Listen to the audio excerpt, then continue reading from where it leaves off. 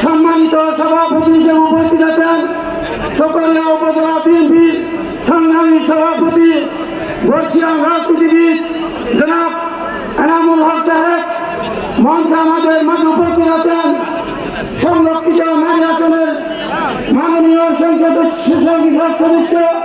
এবং কক্সবাজার জেলা বিএনপির সংগ্রামী সাধারণ সম্পাদক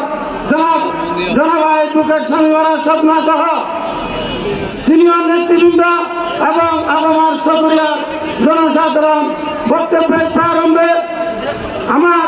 প্রাণপ্রিয় সংগঠন বাংলাদেশ জাতীয়তাবাদী যুবদল সকলিয়া পৌরসভা যুবদলের পক্ষ থেকে জানাই রক্তিম শুভেচ্ছা ও বিপ্লবী অভিনন্দন। প্রিয় উপস্থিতি, আজকের এই ঐতিহাসিক বিশাল জনসভায় আমি পৌরসভা যুবদলের আহ্বায়ক হিসেবে বক্তব্য দিতে পারে আপনাদের সামনে উপস্থিত হতে পেরে নিজেকে গর্বিত বোধ করছি। প্রিয় উপস্থিতি,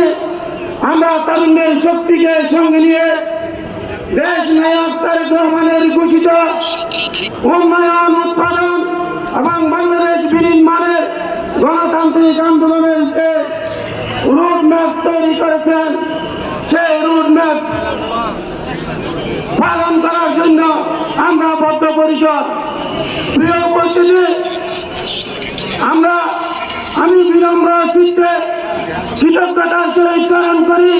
কৃতজ্ঞতার সহিত বলতে চাই আমাদের প্রাণপ্রিয় নেতা, জননন্দিত জননেতা, কক্সবাজারের হাজার বছরের শ্রেষ্ঠ সন্তান জনাব আলহাজ সালাউদ্দিন আহমেদের প্রতি কৃতজ্ঞতা জানাচ্ছি, যিনি বাংলাদেশ জাতীয়তাবাদী দলের সরকার প্রতিষ্ঠার 3 মাসের মাথায় বাংলাদেশের মাননীয় প্রধানমন্ত্রীকে এই সকলিয়ায় আনার জন্য অত্যন্ত পরিশ্রম করেছেন এবং সকলিয়া এনে এই সকলিয়া পেকুয়া মাথা